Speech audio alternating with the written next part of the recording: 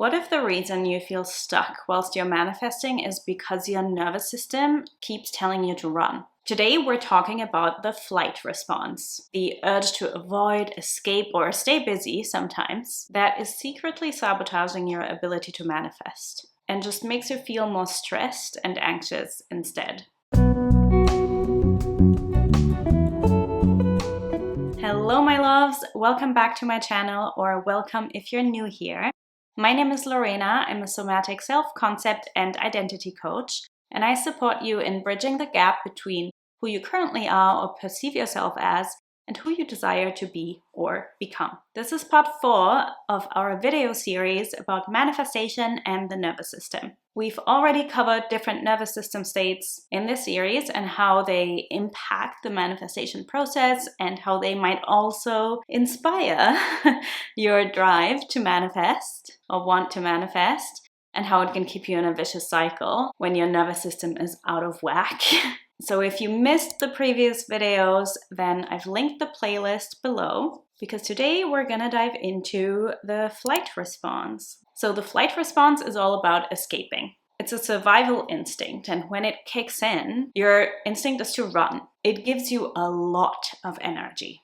But when it's not really required, being in this state is really stressful. It's really stressful even when it's required, but then at least it serves a purpose. In the manifestation process, it works against you. The flight response is a survival state that is very smart. Your body's doing great here. It's doing what it's supposed to do when there's a threat.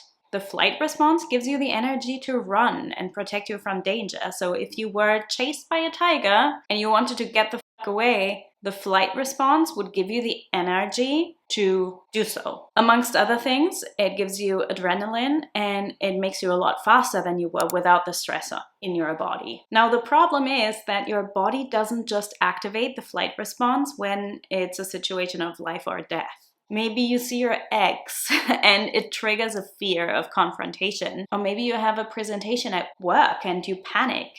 Those aren't threats to your actual life, but the response that is triggered can be the same. But whilst the flight response enables you to run away, you're not always able to. So maybe you're having to do this presentation, but you're not able to just escape. You're not able to walk away from it or run away from it. You still need to do it. You still need to be there. Now, your body still has the same somatic reaction though. So even though you're not actually running away, your body's preparing for that. So it creates a lot of stress and anxiety. Your heart rate increases and you feel restless. You have a lot of energy circulating through your system because your body's preparing to run, even when it's not going to. Now, I find the flight response very interesting when I see it in clients, because I can very easily tell in general what nervous system state a client is in when we're in session, but the flight response is on one hand manifesting very obviously, but on the other hand, I've noticed that this one in particular manifests very differently from person to person, and to an extent, all the different survival states, all the different nervous system states do. It's not a one-size-fits-all, as I've said in every video up until now. And so someone might not even recognize that they are in flight. They might just recognize that they feel anxious or panicky. So I want to give you a bit more detail about the characteristics of a flight response, how it manifests for you, so that you can tell, oh, is this me? If it's you, so that you'll be able to tell. But this will only be part of the story. I also can't give you everything in this video. Number 1, it's a two-way street. And number 2, it manifests differently for different people. So I teach a lot more about this in my signature coaching program, Recreate Yourself.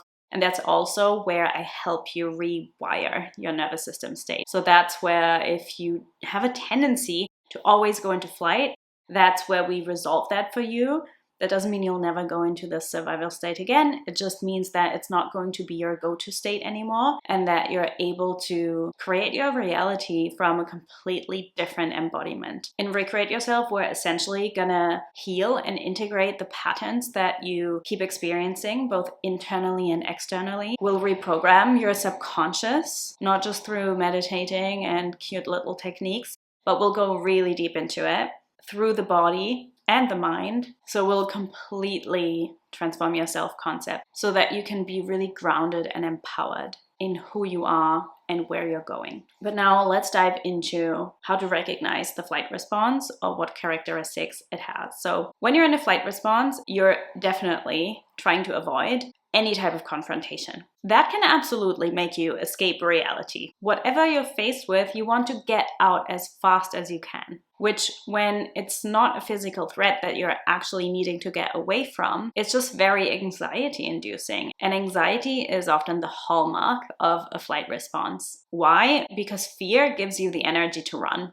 Now, what does that mean? That you're unable to stay present in the now when you're in flight. What I often see in clients who go into a flight response is they have very jumpy thoughts. They jump from this thought to this thought to this thought to this thought, and they bombard me with all of these stories and all of these things because they're just overwhelmed and they're just stressed in their body and they're anxious. Now, for one of my clients a while ago, her tendency to go into flight response started to wreak havoc on her life because she was completely disconnected from her body and her subconscious and constantly escaping into her thoughts. She was doing things that she didn't want to do because she wanted to avoid the stress that was coming up inside of her. She was very frantic with everything, constantly working actually, which is another sign of a flight response. I'll get into that. But luckily, through the work we did, she has completely transformed and she is now quite a grounded person. She has a lot of clarity on where she wants to go, and she's really able to face the stresses that life brings without going absolutely wild and being really overwhelmed. She's very grounded now, and it's really nice to see. I think changing your self-concept is not just about the physical external experiences that it can give you, the opportunities that can present themselves, but it's also about how resilient it can really make you. Because her life is so rich now because she's not fearing what may happen in the future, and she's not living in the past anymore either, which tends to happen when you're in flight too. You tend to either live in the past or live in the future because you're so anxious about everything. And that's hard to get to, right? When you're in a flight response, it's really difficult to stay present, to stay calm, to even regulate yourself. And it can lead to distraction from what you actually need to deal with. So like my client was constantly overworking herself, that can be a manifestation of a flight response or a fight response also, actually, that you escape into work. But on the flip side, it can also lead to avoidance because you're not wanting to face something, right? There's something you don't want to face. Let me know if so far the flight response is at all familiar to you. Do you notice yourself getting stressed, overwhelmed, feeling anxious, and wanting to run from situations that are uncomfortable? Wanting to run from conflict? If so, let me know in the comments. But let's connect this to manifestation, because why would somebody in a flight response seek out manifestation? They want to run from discomfort, similar to what we discussed in the freeze response last week. It just comes with a different energy. It comes with urgency. Because you have so much energy within you and so much stress when you're in a flight response, your body feels like there needs to be an urgent solution. It needs to be fast. So whereas in freeze, you slow down, in a flight response, you go up, and you want everything really quickly. Now, the drive for urgency is really emphasized in a lot of spaces in the manifestation community. In fact, just on YouTube, you can look how many videos are about instant manifestations or shift your reality fast. I think it's highly toxic. That's really appealing for someone in a flight response. And when I say appealing, this can be completely unconscious. It seems like an easy fix to a problem that they don't want to have anymore. The manifestation process is also often portrayed as a solely internal process. Now, as I said, someone in a flight response is conflict avoidant. So instead of confronting the issue or situation at hand, or relationship at hand, they might want to manifest it differently and go within. The problem is, going within doesn't actually feel good because there's so much stress. So you're not going to be able to actually surrender and stay grounded in the present or stay grounded in your body. And being present is actually really important for successful manifestation. So therefore, embarking onto a manifestation journey when you're originally in a flight response, originally feeling stressed and anxious, will often just increase that very experience. It will amplify what you're already feeling. Why? Because when it doesn't happen fast enough, like you want it to happen as fast as possible when you're in flight, but it doesn't happen fast enough, it leads to self-deprecating thoughts. You can reflect it back onto yourself, make yourself wrong. Hands up if you ever blamed yourself for it not happening fast enough. I see this so often in clients as well. In fact, the way we change your self-concept and recreate yourself is through a very intentional process, and it happens in such a cool, gradual way that you turn around one day and you're like, oh my God, I feel so differently. But what tends to happen is that after a few weeks, there's always a few clients who are like, why is nothing changing? I don't feel different. And they are in this state of urgency, and that's what I need to help them with. I need to help them rewire their nervous system so that they are able to approach it differently. And what happens is that usually shortly after, they come back and they're like, oh, I get it now. Like, now I feel so different, and I was wanting it so urgently, but now it actually happened. It can make you very anxious when it doesn't happen fast enough. By the way, I do have a free masterclass called The Bridge, which is about really trusting the unfolding of your manifestation process and how to do that without giving your power away or going into inaction, like what I illustrated last week in the freeze response when you're in inaction. So check that out, linked in the comments. Probably my favorite masterclass I've ever done. But when it doesn't happen fast enough, it can also create this cycle of anxiety. Because when it's not working and you're in flight, you're working harder. And then you get more and more stress and it gets worse and worse. That's one of the reasons why manifestation can sometimes make you feel more anxious rather than less. Why so many people message me and say, I feel worse than before I discovered all this. Why in Recreate Yourself, there's often some unlearning that we have to do because these people didn't have the foundation to start out with. They weren't taught that. They're taught these surface level techniques that don't really work unless you apply them from a state that is able to take them in and that is able to do it all in an empowering way. Because the issue is, it doesn't happen fast. I'm very much against this whole messaging of quantum leaping and instant manifestations. It really creates a lot of pressure. You really don't want things to just happen fast. You want things that will actually last, stand the test of time, be sustainable. You don't want to go back and forth.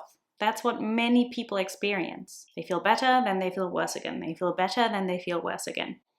It's not sustainable. It can also manifest very interestingly in relationships. Let's say you're in a flight response and you want to manifest a relationship. Now, whereas people in a fight response, or a fawn response actually, which we will cover next week, can sometimes attach to one specific person and stick with it almost too long, someone in a flight response might be more likely to jump from person to person, to jump from relationship to relationship. Because rather than confronting your self-concept and transforming it in an emotionally integrated and embodied way from the inside out, it's much easier to go to the next thing.